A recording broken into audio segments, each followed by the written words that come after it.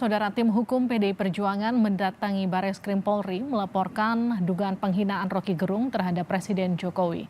Tim hukum PDIP mengklaim kedatangan mereka ke Bareskrim bukan atas arahan Jokowi. Tim hukum PDI Perjuangan mendatangi Mabes Polri sekitar pukul 11 pagi, membuka laporan terkait dugaan pelanggaran hukum yang dilakukan Roky Gerung. Tim hukum PDI Perjuangan mengaku telah mengumpulkan sejumlah alat bukti untuk diserahkan kepada Bareskrim. Ya, kita paham lah kalau itu kan delik aduan bahwa yang merasa dirugikan nama baiknya tentu harus itu yang melaporkan. Tapi dari semua narasi percakapan yang sudah kita temukan bahwa Roky Gerung ada menyatakan fitnah di situ, ada berita bohongnya di situ. Ya, nanti akan kita diskusikan dengan penyidik. Jadi kita kan lengkapi semua, baik mulai dari berita bohong, ada fitnah, ujaran kebencian, ada hasut dan provokasi. Ya, gitu ya teman-teman. Enggak, ini enggak ada perintah.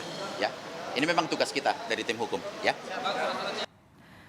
Pernyataan Roky Gerung yang diduga menghina Presiden Jokowi terjadi 29 Juli lalu di acara konsolidasi Aliansi Aksi Sejuta Buruh di Kota Bekasi. Saat itu, Roky menjadi pembicara dan menyatakan sejumlah pendapat terkait Presiden Jokowi, diantaranya kegelisahan buruh terhadap Omnibus Law. 2 tahun kemudian dia akan jadi manajer, 3 tahun kemudian dia akan jadi